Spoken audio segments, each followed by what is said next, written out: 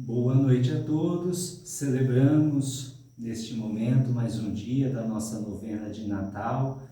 Convido você a estar curtindo o vídeo dessa novena, compartilhando com seus amigos e familiares. Não se esqueça de se inscrever em nosso canal, ativar o sininho das notificações. Assim, você vai receber sempre as nossas novenas, as nossas missas, orações e sempre estará rezando conosco. Celebramos hoje o 8º dia da nossa novena de Natal com o tema As Portas de Belém. Quando virá, Senhor, o dia em que apareça o Salvador e se efetue a profecia, nasceu do mundo Redentor. Orvalhai lá do alto aos céus, que as nuvens chovam o justo.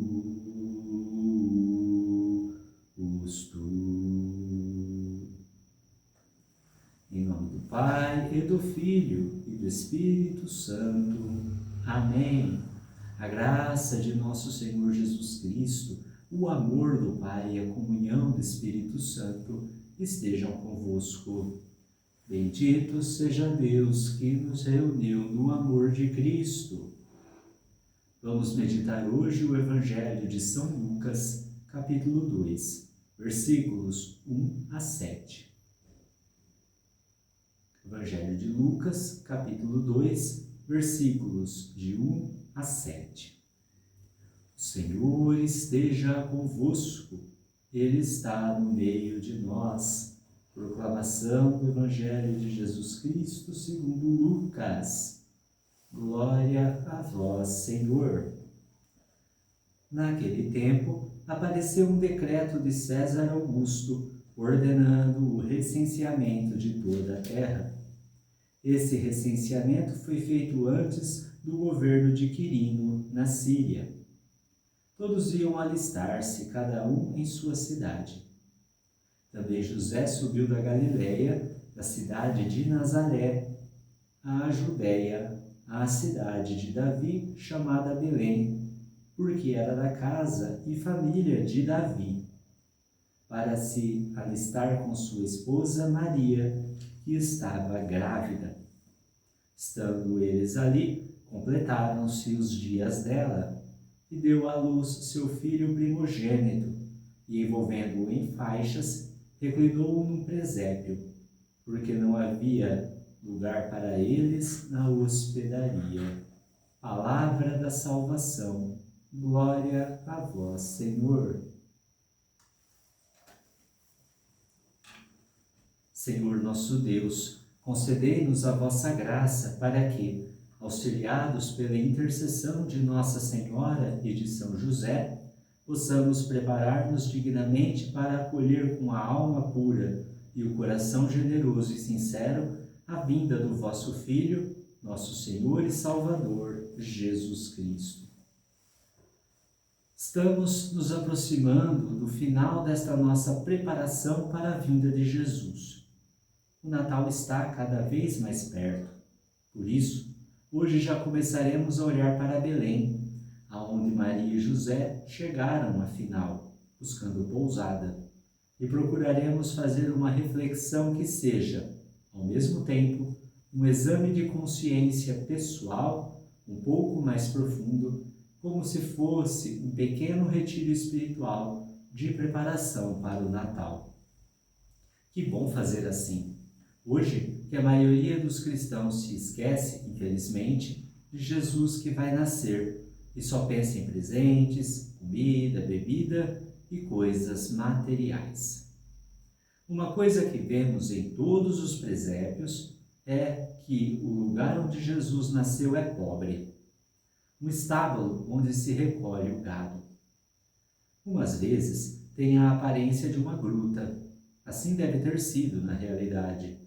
E outras, a de um telheiro ou galpão de abode, e tábuas, chão batido e palha. É assim mesmo, porque o Evangelho diz que Maria e José chegaram a Belém para se recensear. E estando eles ali, completaram-se os dias dela e deu à luz seu filho primogênito, e envolvendo-o em faixas, reclinou-o numa manjedoura, porque não havia lugar para eles na estalagem. Pensar que Maria ia dar à luz e não achou nem uma só casa que a acolhesse. Todas as portas se fecharam. José foi batendo numa, noutra, também na hospedaria atulhada de viajantes, e ninguém abriu. Todos disseram que não.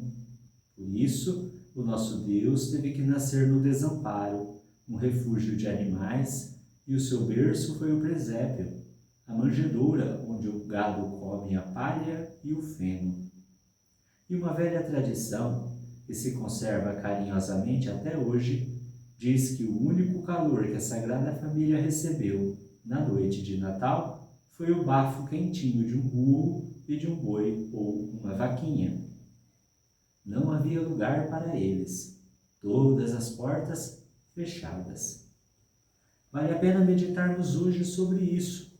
Há um fato real, e é que Jesus continua a encontrar fechadas as portas de muitos corações. Perguntemo-nos como é que vai encontrar as nossas casas quando vier a noite de Natal. Jesus, que eu não te feche as portas e saiba oferecer-te neste ano uma hospedagem carinhosa num coração limpo. Se me permitem fazer uma consideração, eu acho que nos pode ajudar nessa reflexão perceber que o ferrolho que tranca a porta do coração é sempre um não dito a Deus.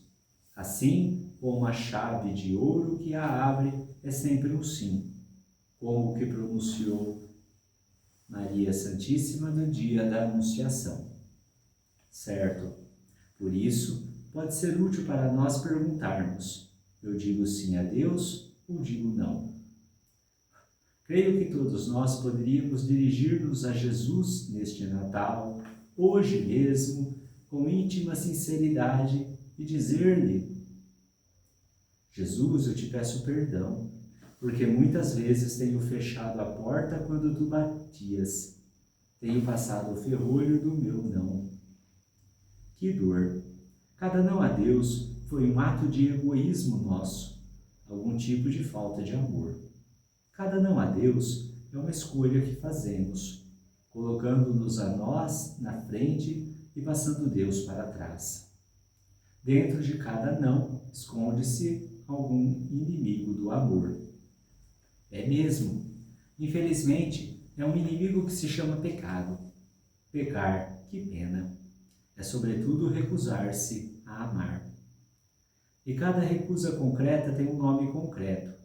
Sim, cada recusa tem algum destes 7 nomes bem conhecidos: orgulho, avareza, luxúria, ira, gula, inveja e preguiça.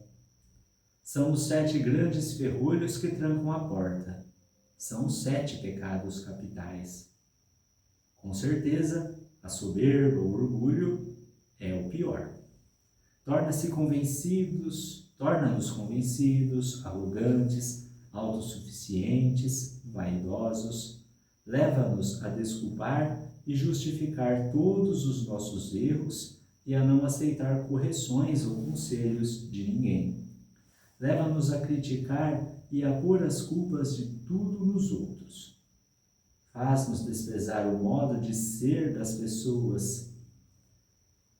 Enclausura-nos dentro de nós mesmos. Incha-nos como um balão. Meu Deus, como é fácil cair nisso. Tende piedade de nós e livrai-nos deste mal. Mas há uma chave de ouro que abre essa porta, é a humildade.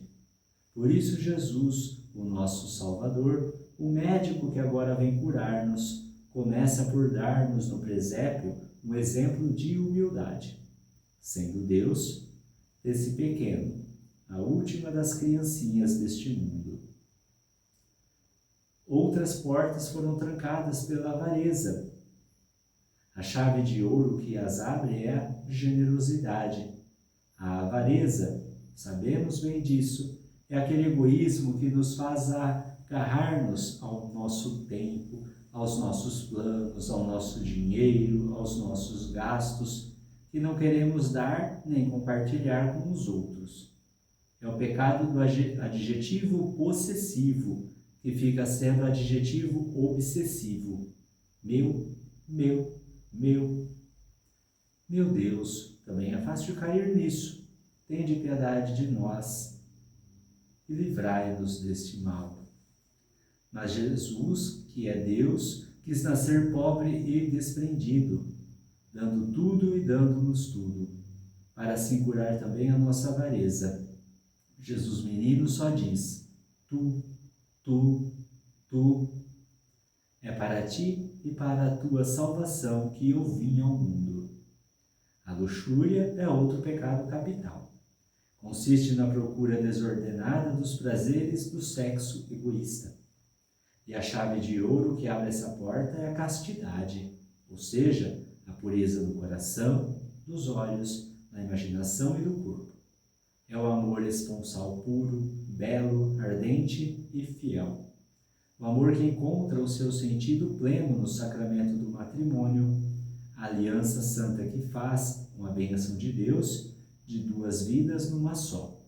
E o ponto alto da castidade é, para aqueles a quem nosso Senhor assim o pede, o amor total, que faz dedicar alma, coração e corpo, a vida inteira, como Maria, ao serviço de Deus e dos irmãos, no santo celibato. Senhor, tende piedade das nossas fraquezas e fazei de nós testemunhas da pureza cristã, no meio de um mundo dominado pela sensualidade doentia e descontrolada. Que alegria pensar que Jesus quis vir ao mundo através da pureza cristalina de uma mãe, que é a Santíssima Virgem Maria, e quis ser cuidado com José, varão castíssimo e fiel. Prossigamos vendo, sempre nesse clima de exame de consciência, outro pecado capital, a ira. A chave de ouro que escancara as portas que a ira trancou é a mansidão. Como faz mal a ira? Que mal se vive com uma pessoa irritada, violenta, agressiva e carrancuda, que está sempre de mau humor. No Natal, vemos que a Sagrada Família foi desprezada, ficou abandonada no meio da rua e não se irritou com ninguém. Neles tudo é paz. E Jesus, já desde o berço, diz, mesmo sem palavras: aprendei de mim, que sou manso e humilde de coração, e encontrareis repouso para as vossas almas. Que paz há em Belém? Jesus, manso e humilde de coração, dai-nos um coração semelhante ao vosso. E a temperança? Essa virtude é a chave de ouro para abrir as portas que a gula fechou. A gula, os nossos abusos e desordens no comer, na bebida, na diversão, na internet, na televisão. E que dizer das drogas, que começam a tecer a sua teia de aranha peçonhenta com a desculpa de que é só para experimentar? Depois, livrar-se da teia é uma luta gigantesca. Jesus vive, desde o seu nascimento, uma vida sóbria, discreta, modesta, com uma contenção serena. Ele é o contrário do nosso consumismo e de um hedonista. Essas duas atitudes são comuns nos dias de hoje. São verdadeiras correntes de aço que aprisionam a mente e o coração. Jesus, protegei-nos a nós e as nossas famílias das desordens da intemperança que destroem tantas vidas e dividem tantos corações. E a inveja, eis aqui outro pecado capital que tranca o coração. Deixa-nos crispados, despeja neles fel e vinagre, desperta ódios e maledicências. Mas a caridade é a chave de ouro e consiste em querer o bem de todos, colaborar positivamente para o bem de todos, quer sejam amigos, quer inimigos. Assim, como Jesus, que ama até os que o torturaram, o despojaram de tudo e lhe tiraram a vida, e reza com carinho por eles e lhes estende a mão para que se salvem. Jesus, quando aprenderemos a vos agradecer tudo o que nos dais e a fechar os olhos e o coração para a inveja e o rancor? E por fim, o 7º ferrolho, o da preguiça, que não é um pecado tão inofensivo como parece. Quantas vezes os nãos que mais nos prejudicam e fazem mal aos outros procedem da preguiça, da falta de vontade de esforçarmos, da falta de vontade de lutar, de ser responsáveis, de ser constantes, de sacrificarmos. Quantas omissões sérias não há na nossa vida? Pois bem, a chave de ouro para abrir essa porta é a diligência, que significa o empenho por cumprir todos os nossos deveres com prontidão, acabamento e amor. Bom Jesus, Deus do amor, dai-nos o amor ao dever e o desejo de perfeição no trabalho, mesmo que seja cansativo e monótono. Como Jesus, que fez tudo bem e jamais se preocupou, e nem se poupou. Nesse Natal, nós queremos abrir todas as portas, não é verdade? Mas temos que manter e entender que a única mão capaz de pegar as chaves de ouro e de pô-las na fechadura é o amor. E para nós que somos pecadores, esse amor deve tomar muitas vezes, especialmente nessa preparação de Natal, a forma de contrição, que é a dor de não termos sabido amar a Deus como deveríamos. É o arrependimento que leva à penitência, à reconciliação com Deus, à confissão. Quantas vezes uma boa confissão feita para preparar o Natal não tem sido o início de uma vida nova, de um novo nascimento? Peçamos a Jesus Menino que nos conceda a graça dessa mudança, que nos ajude a abrir as portas, mas a escancará-las bem, com generosidade, sem deixá-las presas com a correntinha de segurança que só permite uma pequena fresta por onde Jesus não pode passar. Vamos dizer a Cristo: Senhor, a porta está aberta, podes entrar.